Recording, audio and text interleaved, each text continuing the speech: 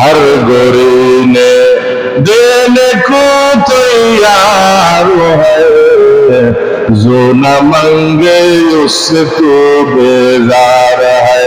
अल्लाह अल्लाह क्या मुबारक नाम है, अल्लाह अल्लाह आशिकों का काम है।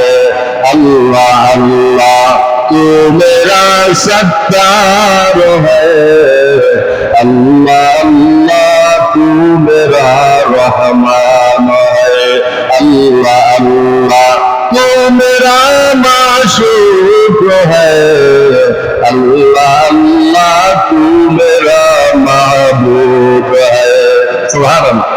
আল্লাহকে যেভাবে নাম ডাকেন, আল্লাহ এখানে বলতেছে শেরের মধ্যে যে মানুষ যদি আমার কাছে না চায় আমি রাগ করি, আমার কাছে না চাইলে রাগ করি, যে যে ভাষায় আমার কাছে চাইবে আমি আল্লাহ খুশি হই। বলেন না সুবহানাল্লাহ।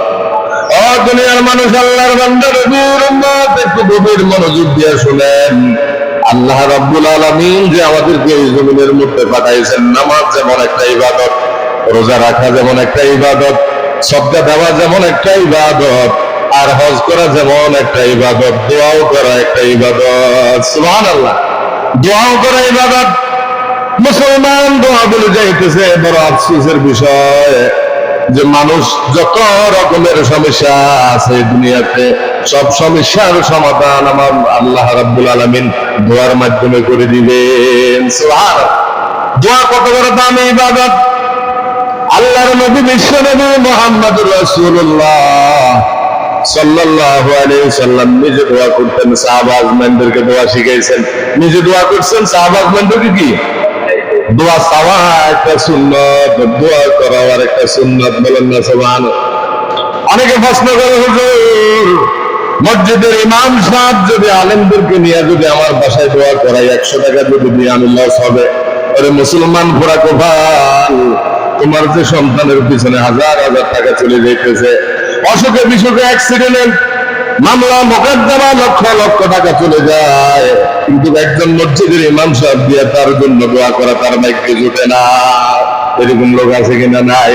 রাগ নিয়েন না মুসলমান, দোয়া নিজেও করতে হবে, আলেমদের কাছে আসে দোয়া চাইতে হবে। জোরে বলেন না সুবহানাল্লাহ।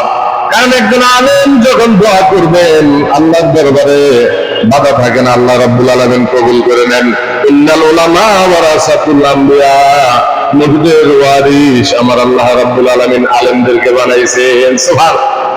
এই যে পুলিশ প্রশাসন যত কিছু আছে, হাতে করে দেখবেন যে যখন টাকা পয়সা দিবেন আপনার মামলা হামলা বিভিন্ন রকমের সমস্যা সমাধান হয়ে যায়।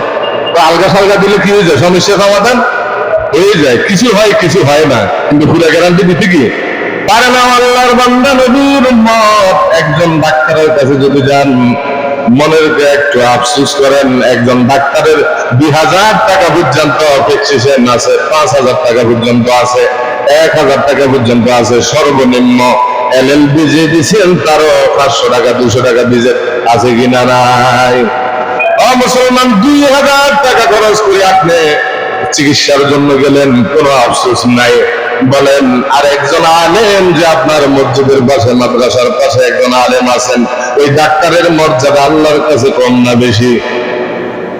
আলেমের মর্যাদা আল্লাহর কাছে নাই। কি মনে করেন? মসজিদের ইমামের মর্যাদা আল্লাহর কাছে নাই, আলেমের মর্যাদা আল্লাহর কাছে নাই, ডাক্তারের মর্যাদা বেশি। এই জন্য তো দেখবেন আগের দিনে মানুষ এত অসুস্থ ছিল না, এত হাসপাতাল ছিল না, এত ডাক্তার ছিল না। মানুষ যদি কোনো সমস্যার মধ্যে পড়তো মসজিদের একজন আলেমের কাছে যাইতেন, আলেমের কাছে নিয়ে দোয়া করতেন যে ও আল্লাহর বান্দা, আমি তো গুনাহ করলাম, আমার ছেলের সন্তানের অসুখ বিসুখ যায় না, আপনি একটু আল্লাহর কাছে দোয়া করেন যেন আল্লাহ রাব্বুল আলামিন আমার ছেলে সন্তানের অসুখ ভালো করে দেয়। সুবহানাল্লাহ। 20-30 বছর আগে দেখেন এত অসুখ আসিল না, হুজুরদেরকে নিয়ে যেত, বলনা আমিন। আর এখন দেখা যায় আপনি ডাক্তারের কাছে যান, কোনো আফসোস নাই, 2000 টাকা খরচ করলেন, কিন্তু অন্তত আসসাদকা তারুদ্দুল বালা, হাদিসের মধ্যে আছে সদকা অনেক রোগ থেকে, শোক থেকে, বিপদ থেকে, বালা মুসিবত থেকে আল্লাহ রাব্বুল আলামিন আপনাকে হেফাজত করবে। সুবহানাল্লাহ। সবার ভাগ্যে সবকিছু জোটে না। আল্লাহর বান্দা নবীর উম্মত তাহলে একজন ডাক্তারের মর্যাদা আমরা কিভাবে সম্মান দিয়ে থাকি? এই জমিনের দিকে তাকাইয়া দেখেন, কিছু আল্লাহওয়ালা আছে আলেমদেরকে সম্মান দেয়, জোরে বলেন না সুবহানাল্লাহ। তাহলে আলেমদেরকে যখন সম্মান দিতে যায়, কিছু মানুষের আবার গা জ্বলা শুরু হয়ে যায় যে আলেমদের এত সম্মান কেন, এত মর্যাদা কেন, হাজার হাজার মানুষের সামনে কেমনে আলোচনা করে, তাদেরকে একটু নিচে নামাইতে হবে, তাদেরকে এরকম উপরের দিকে দেওয়া যাবে না। নাউযুবিল্লাহ। আমার আল্লাহ রাব্বুল আলামিন বলেন, এই জমিনের ভিতরে, আসমানের নিচে জমিনের উপরে সব চাইতে দামি লোক হলেন আলেমেরা। আর মসজিদ মাদ্রাসা যারা খেদমত করে, নবীর ওয়ারিস বলেন। কার ওয়ারিস? জবান করবেন, কার ওয়ারিস? নবীর ওয়ারিস। আপনি বুঝেন, মনে কোনো দুঃখ নিয়েন না। সংসদের ভিতরে যারা দায়িত্ববান আছেন, পার্লামেন্টের ভিতরে আছেন, দেখবেন 316 জনের উপরে অধিক লোক আছে। বলেন, বুকে হাত দিয়া বলেন, যদি ইমান ছাড়া কবরে যায় আল্লাহর কাছে দাম আসেনি? বুঝেন না? ইমান ছাড়া যদি কবরে যায় দাম আসেনি? আর দাম নাই। হাসরের মাঠের ভিতরে যদি দুনিয়ার যত ডিগ্রি আছে সব ডিগ্রি অর্জন করলো, আর মুসলমান যে আল্লাহ তাকে বানাইছে, আল্লাহকে চিনতে হবে, নবীকে চিনতে হবে, আমল করতে হবে, সুন্দর করে নামাজ পড়তে হবে, জিকির করতে হবে, হজ করতে হবে, মানুষের সাথে ভালো ব্যবহার করতে হবে। এগুলো যদি বান্দা বান্দি যদি জমিনের ভিতরে না করে যায়, কবরটা তার জন্য ভয়ঙ্কর হয়ে যাবে, হাসরের মাঠ তার জন্য ভয়ঙ্কর হয়ে যাবে, ফুলসিরাতের ফুল তার জন্য ভয়ঙ্কর হয়ে যাবে। হাসরের মাঠে আমার আল্লাহ বলবে, বান্দা তোমাকে যে একটা 60 থেকে 70 বছর আমি একটা হায়াত দিলাম, জোরে বলেন না সুবহানাল্লাহ। আরেকটু জোরে বলেন না সুবহানাল্লাহ।